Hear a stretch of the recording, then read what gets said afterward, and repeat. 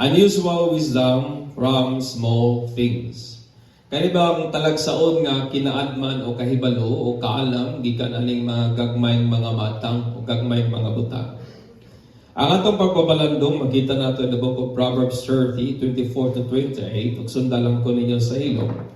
Ang pulong sa Dios nagkanayon, there are 4 things on earth that are small but unusually wise. Ants, they aren't strong but they store up food all summer. The hyraxes, they are powerful. They aren't powerful, but they make their homes among the rocks. The locusts, they have no kings, but they march in formation. The lizard, they are easily to catch, but they are found even in kings' palaces, mga igsoon. Kining kinaadman, pwede man nato ni makatunan sa daghang mga butang o pwede nato ni makatunan mas gigikan sa mga gagmay o mga insignificant na mga creatures.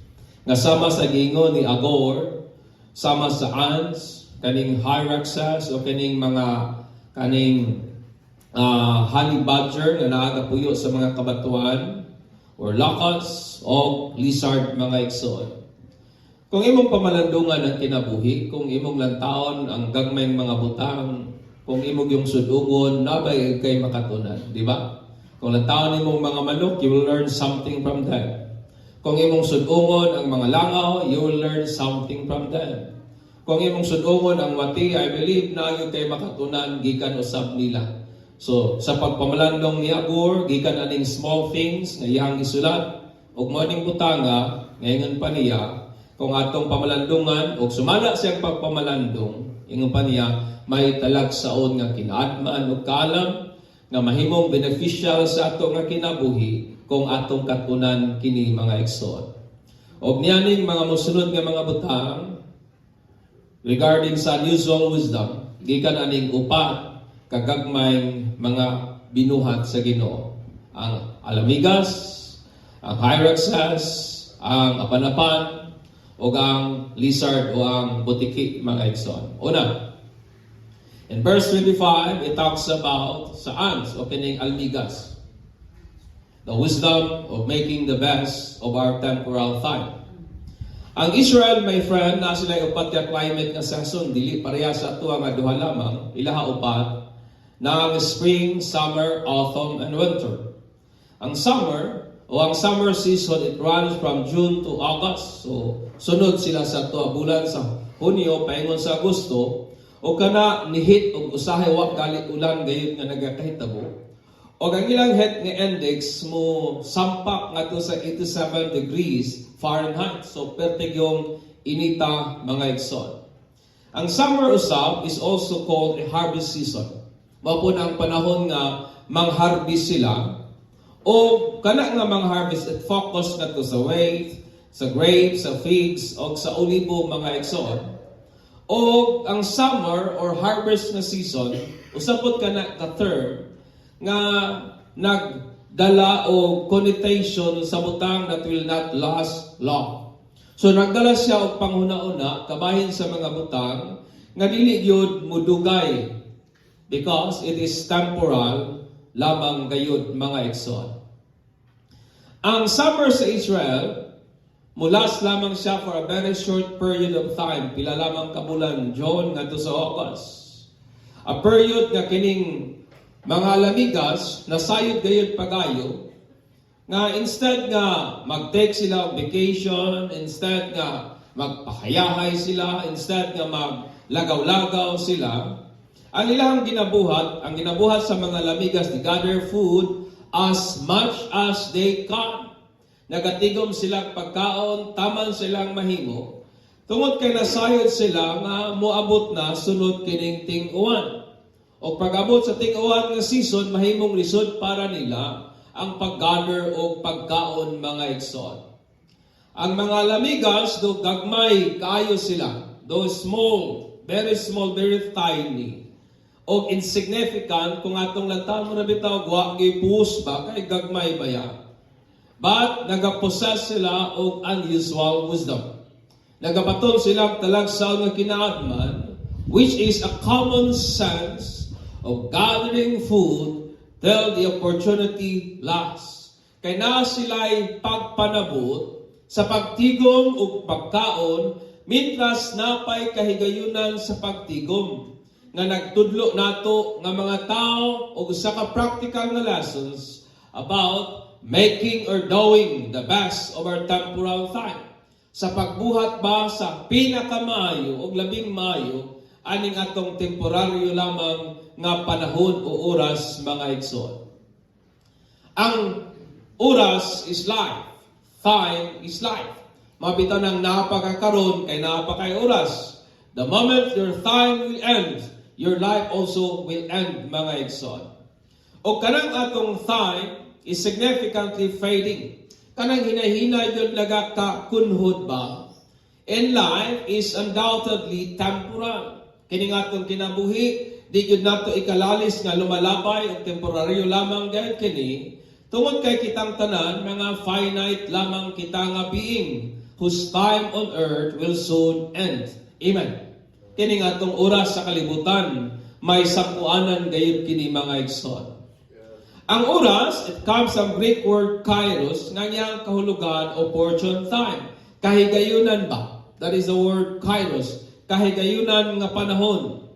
Sa diyang ikaw ako napatay oras, may kahigayunan pa kita. Amen.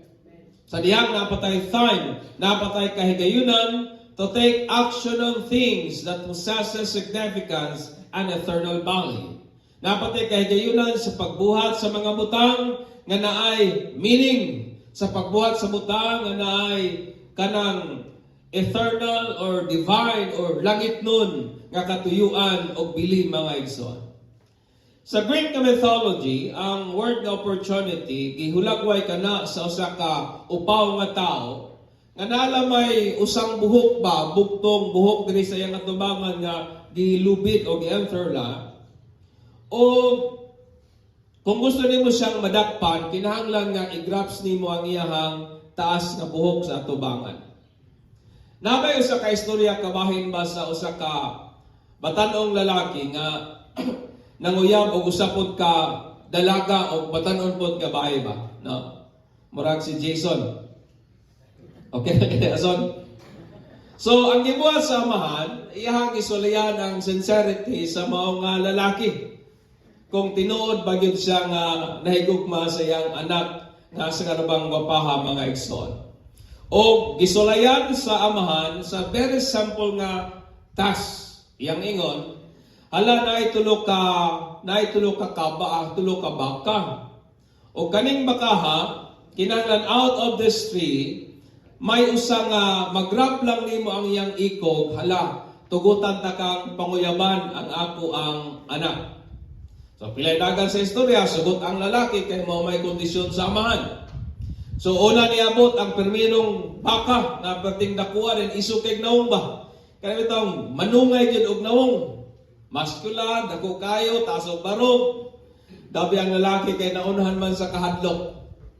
Yang ingon, di ko ni dakpon kay basin na dyan, masungagan ko, dako ro kayong bakaha. So, yang ipalabay, sa total, na pa may duha. So, palabay niya, gisusunod na po dahil ng ikaduhang baka. Daw may pagkakita na po niya kay kanang lihok kay ba? Agile kay sa nga tanan. Wild. Isa nga, og ako nagkukurundi kung may maapsan kay isa nga hinay mo kumudagan. Yang ingon, sige, palabay ko na lang po ning bakahani kay maragwa may chance akong madakpang iko kay lihok man kayo. Ingan niya, kani ikatulo siguradoon ko na gid ni. Dakpon ko gid ni. So, ang ikatulong baka, gipagawas. Pagkakita niya, yung sa murag sure na gid ni baka, pagkakita niya sa baka, niwang, dahil kiang baka na naglihok. Sure na gid ni dakpan akong iko gani. Sige, sa isa, mapangloy, makauyom na gid ko na yung galakihaw ba? Dawbi. Aksyon na niya dakpon ang, aksyon na niya kanang i-grabs ang ikog sa baka nan nakalit na sorpresa siya mga igsoon. Kabalo mo nga no? Kaya ang maong bakaha, wa may ikog. Wala ikog ba? So, na-miss niya ang mga kahigayunan mga igsoon. Wala kung na mga kahigayunan, we must grab it. Amen. Dapat di nato palabyon. Ang atong kinabuhi, our life has a season. Mao gini ang life. May season ang kinabuhi. Where season ni agi ang season sa atong pagkabatanon, atong panahon nga medyo we are look young and daghang kaytag mga imagination sa kinabuhi. Itong mga panahon nga inosente kay tao, very docile kay ta, dali na kay tang tudluan. Mga season nga nangagi na ba? Napoy season sa life nato kining prime season, maybe pag edad ani mo 40 up to 50, mga prime na season na sa life. Wherein mura kag nasa tugatog sa tagumpay ingon pa nila. Og mabot po dayon ang season sa katiguangon, which some of us diha na gyud pod padulong. Og mao na ang kinabuhi. Sama ba sa summer o sama ba sa kaning panahon sa harvest season? Ang atong kinabuhi mga igsoon will not last forever but for a moment. Kining season sa ato ang kinabuhi dili gyud ni mulungtad sa taas nga panahon. Mulas lamang ni siya for a moment. Thus, make the best out of it. Amen. Buhaton nato ang labing Mayo gikanan nga kahigayunan. Go to church while you can. Tungod kay maabot yun ang panahon nga di na ka makasimba. Di ba tinuod? Go to church while you can. Tungod kay days will come. Ngang tinguha na lang nimang pagsimbang na pero ang paghimo, di nakakahimo mga igsoon. Basaha ang imong Biblia while you can. Tungod kay days will come. Nga di na yun kakabasa kay medyo halap-halap na yun ang pananaw mga igsoon. Amen. Be available for the works of God, for days will come. Nga imuhang lawas, dili na gyud makaserve sa Ginoo. Gamitang mga kahigayunan for the glory of God. Intentionally take a moment with your family members. Paninguhaan nga mugahin kag panahon para sa mga mahal nimo sa kinabuhi. For they will not be forever at your side. Di ba tinuod? Kanang imong anak, ikaw nagpadako anak, pero dili yun na forever nasa imong kiliran. Imong ginikanan, mauman gihapon. Imong partner, mauman gihapon. Amen. So take intentionally a moment with them. Napapa mo diha. Tungod kay kining atong kinabuhi, it will not last long. Ingon si Solomon, ingon niya, concluded niya sa iyong observation sa life, ingon niya, that is, to fear the Lord and obey His commandment. Tungod kay moment kini ang pinakamayong butang, pinakamayong pamagi sa paggamit nato aning atong temporaryong oras aning kinabuhi. Amen. Pinakamayong paggamit sa atong panahon is to fear God and obey His commandments. Ang wisdom sa ans is this, that we must make best use aning atong temporal nga time mga igsoon. Ikaduha, kining hyrax or kaning honey badger or hyrax rather. In verse 26, the wisdom of taking refuge on a secure nga lugar. Ang rock hyrax usa ka na defenseless and serve as a food ngadto lamang sa uban nga mga mananap. Murag dili na siya predator, usa lang na sa kapagkaon sa uban nga mga mananap. Pero do gamay kay siya og insignificant. Pero nagpakita siya og talagsaon nga kaalam ba for us human to learn. Ang iyang pangalan gikan sa Hebrew word nga shapar, nga ang iyang root word meaning it means to hide or to treasure. Nagpadayag sa iyang habit, nagpadayag sa iyang kinaiyahan of seeking shelter ngadto sa mga liki sa mga cliff o liki sa mga dagko nga mga bato. Kay habit ani nga mananap dito na siya mutago sa mga lungag o mga buak diha sa mga bukid nga mga batong mga igso. Dito na siya mutago. Dito na siya mo take of shelter, my friend. Sa Bible, daghan og mga verses nga itong magita kansa nga Ginoo gitawag sa iyang mga katawhan as their refuge. Ilahang taguanan, ilahang dagananan, where they run and hide from danger or for safety. Kung naay kakuyaw, ilang ina-expressar ka na, mudagan sila sa Ginoo, mutago sila ngadto sa Dios. Sa Bible usab, may syudad gali sila nga gitawag nilang City of Refuge. Kansang katong mga tao nakabuhat og unintentional nga krimen. Example, nakapatay sila unintentionally, sumudagan sila nga sa gitawag nilang City of Refuge. Para nga mapanalipdan sila gikan sa Avengers o gikan atong mga taong buot mo balos ug manimalos para ngadto nila mga igsoon hangtod nga ang trials pasugdan og mahuman mga igsoon. Sa kinabuhi nato, I believe nga kung mabati man ta siguro being low namang mga low moments sa life, mabati ta o being down, mudagan kita into certain individuals or places wherein gusto ta mabati og feel of, mabati ta og sense of security. Di ba tinon? Na kung medyo bugat imong pagbati, kay taong daganan ba? Kay pag dito ka, murag mabati ka kagaan, murag mabati ka og seguridad, mabati ka og comfort, kung di man siguro person, lugar, or dapit mga igsoon. Mabati ta og safety, gikan sa atong kanang hilabihan nga mga surging nga emotion at that moment, my friend. Pero, wala gyud pinaka-safest nga lugar o pinaka-maayong tao nga atong madaganan to seek refuge, my friend. Wala pinaka-maayong lugar o pinaka-safest nga place o pinaka-better nga person, home nga kita pwedeng mudagan and seek refuge in times of troubles in this life. Makagain of comfort o makaregain of strength labaw kay sa atong Dios nga gamhanan mga igsoon. Amen. Wa gyud pinakamayong daganan, mao lamang yun ang Dios mga igsoon. Si Solomon ingon siya in Proverbs 8 and 10. The name of the Lord is a strong tower. The righteous runs into it and is safe.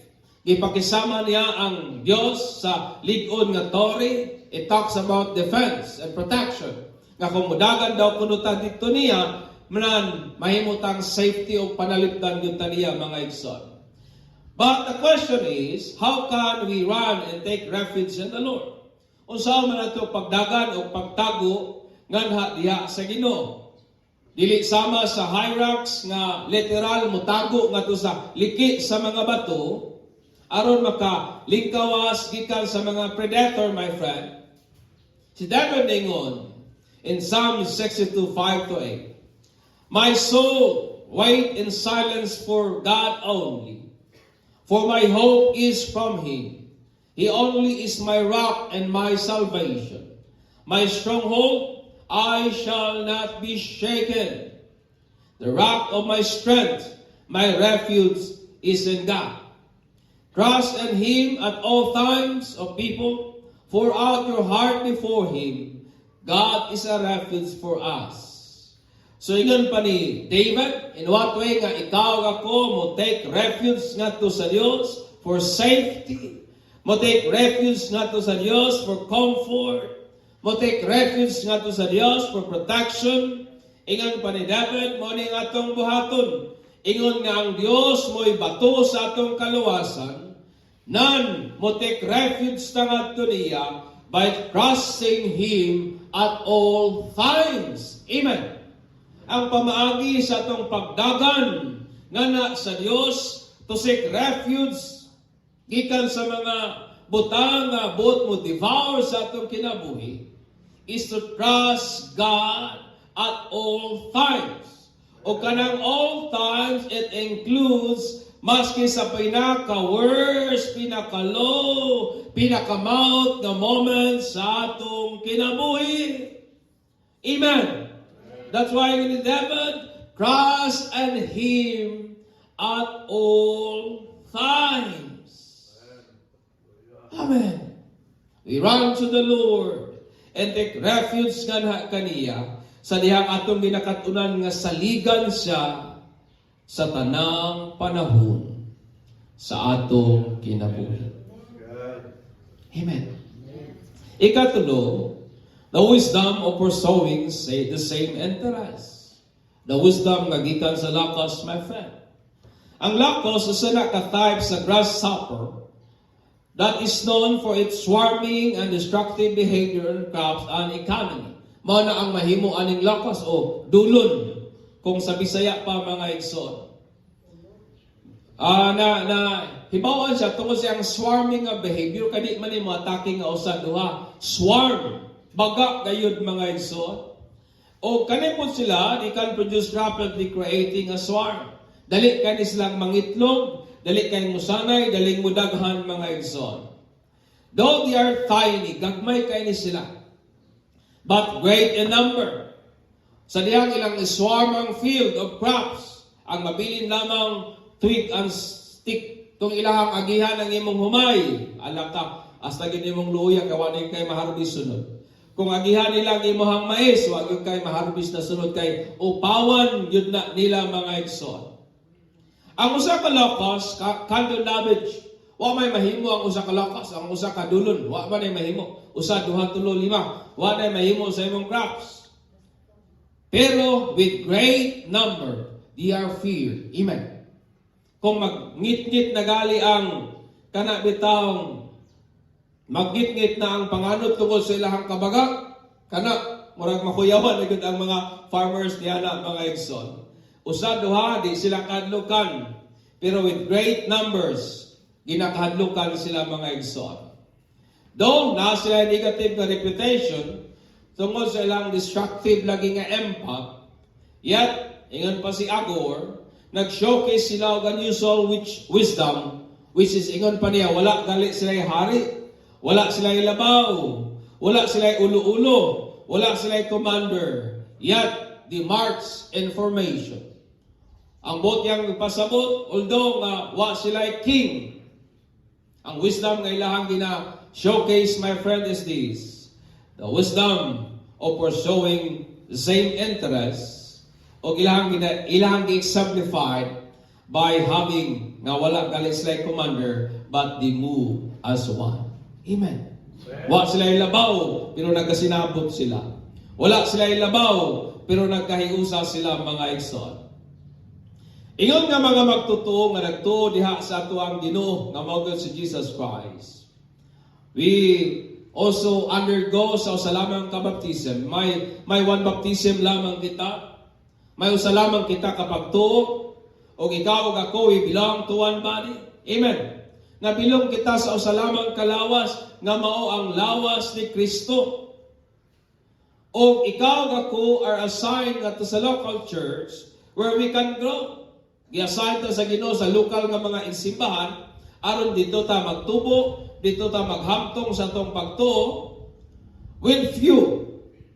Kung pipila lang, we can accomplish less. Amen. Kung pipila lang bitaw, wa man kay tay impact ana sa community. But with all, we can accomplish more only if we pursue same interests. Di ba tinuod? Kung kitang tanan diri managlihok sa managsamang tinguha o pananawon, daghantag mahimo mga igsoon. Amen. Daghantag makabot for the glory of God. Daghantag posibleng mahimo may great nga impact kita for the glory of God. Ingon nga servant sa Most High, I want you to understand me. We are saved to serve His desire.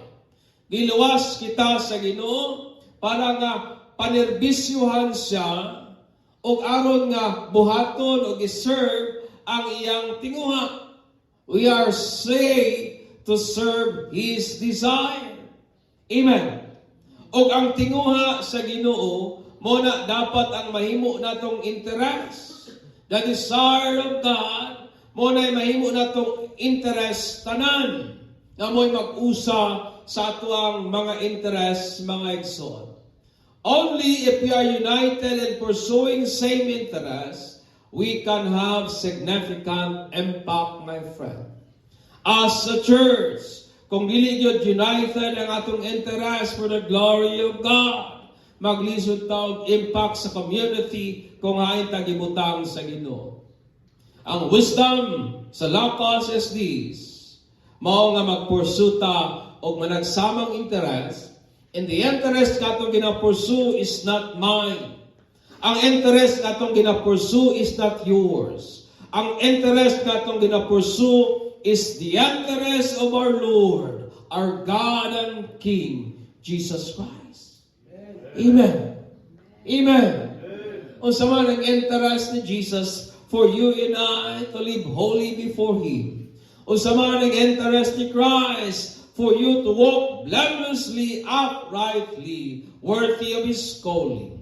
Unsa man ang interest ni Jesus nga ikaw nga kumaghinigugma. Amen. Unsa man ang interest ni Jesus that you and I will walk in line with the will, with the purpose, with the plan of God the Father. Unsa man ang interest sa Ginoo nga ikaw ako magpadayon ug maglahutay. Unsa man ang interes sa Ginoo nga ikaw ako mobarog nga magmalig-on ug mapasalamaton nga na kaniya sa tanang panahon. Amen. That's why kung ang interest gyud ni Jesus ang atong gina-pursue, nagtukom mga igsoon nga nagit ay significant impact kung hay tagibutang sa Ginoo. Amen. Hallelujah. Ikaw pa og katapusan verse 28. Ang wisdom sa butiki. The wisdom of never giving up. Kini kinaadman ba sa di gyud pag-surrender, di gyud pag-atras, di gyud pag-quit, di gyud paglaylo mga igsoon. Ang New King James o Complete Jewish nga Bible o uban nga translation, gitranslate nila ang Hebrew word nga shemamet ngadto sa uban spider mo na maglibog ka uban damang ang gigamit. While ang uban nga translation ni prefer sila sa word nga lizard or butiki.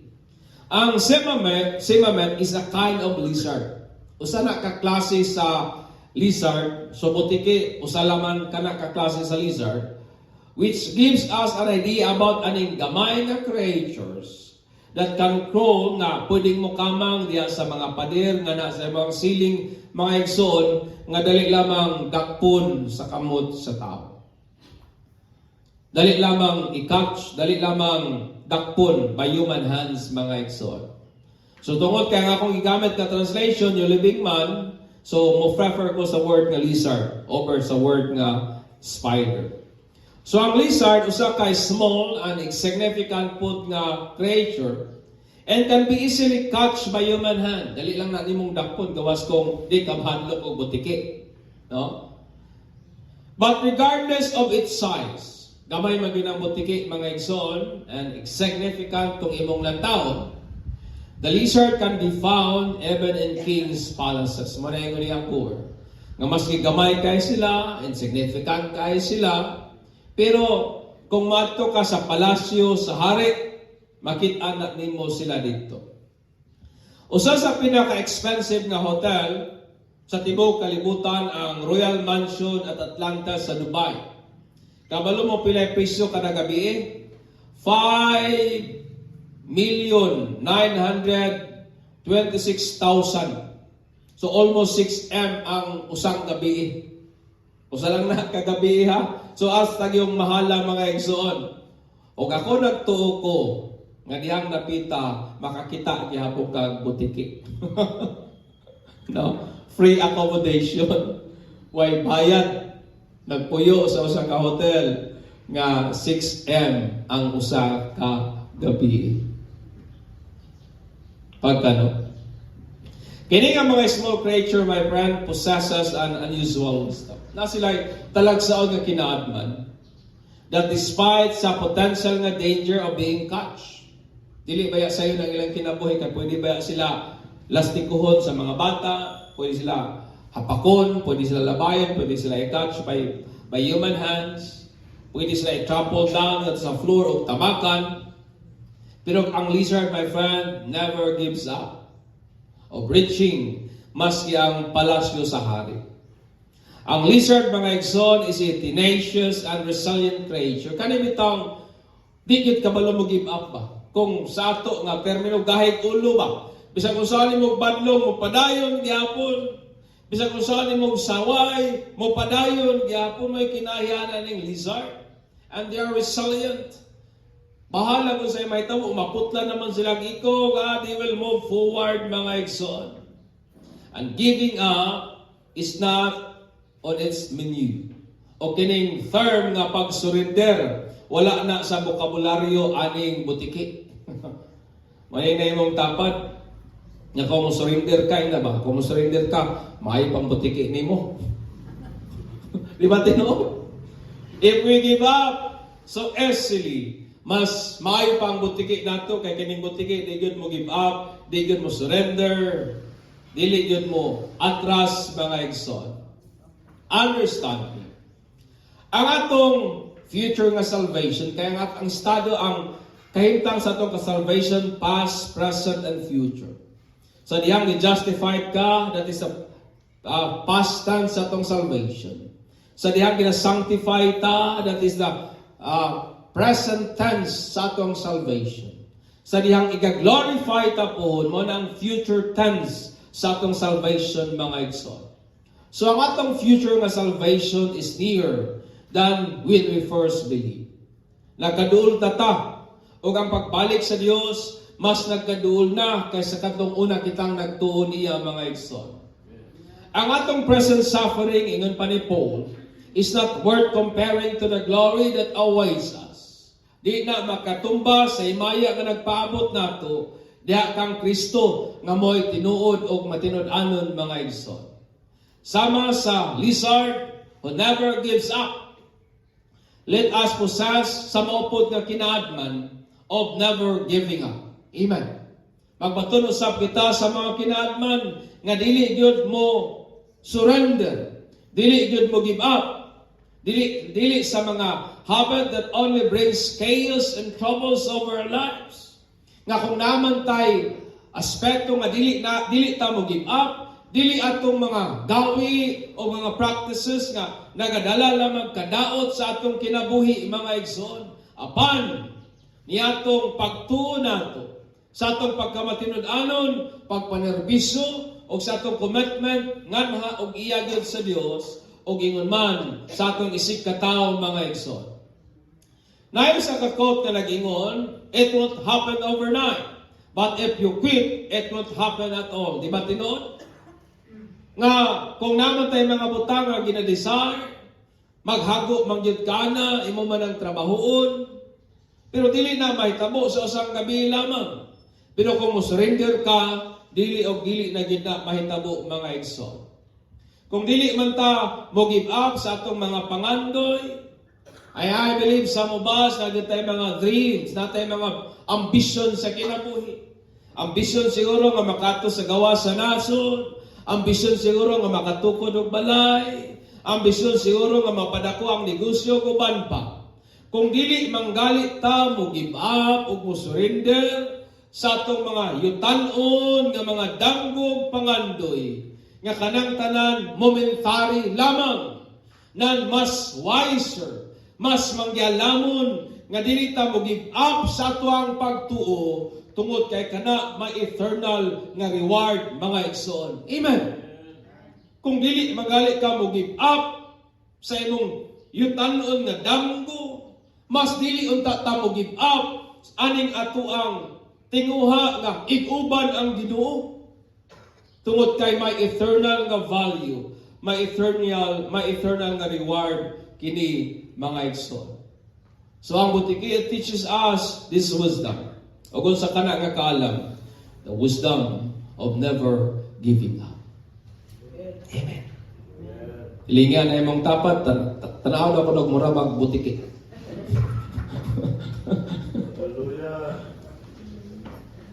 The wisdom of never giving up. God has given us wisdom. And God has given wisdom even to the smallest creatures. Kung ato silang obserbaran, magtudlo silang mga valuable na lessons for life. The ant teaches us the importance of making not just the most, but the best use of our time. Mohal kaning ginatudlo sa lamigas. Ang summer mulabay lamang. So ilang ginapahimuslan ang maong temporaryong panahon. The Hyrax teaches us the importance of taking refuge in the Lord. Kung naman tayo pinaka mayong daganan diha gyud sa presence sa Ginoo. Amen. And we take refuge to the Lord by trusting in Him at all times. Ang lakas nagtudlo nato the importance of pursuing the same interest which is of the Lord. Kung naman tayo interest nga ginatinguha, ang tinguha nga yagyod sa Ginoo. Amen. Ang lizard nagtudlo nato sa kamahinungdanon sa dili gyud pag-give up. Especially sa tong pagtuo na sa Ginoo nga nagyoy eternal reward. Therefore, let us uphold and practice the wisdom nga atong nakatunan gikan aning gagmay mga binuhat sa Ginoo for the glory of God and for the blessing and benefits para sa ato ang kinabuhi. Amen. Let us practice, inhabit this wisdom, gikan aning alamigas, gikan aning apanapan o lakas o dolon, gikan aning butiti, o wala mong tay honey badger, o wala mong tay hyrax, manawatay Bisaya na term, exact Bisaya na term para anak kay wala man na diri nga madanap. No? So, para sa kaymayan sa Ginoo and for the blessing and benefit para sa ato ang kinabuhi. Amen. So manidog ta ug atong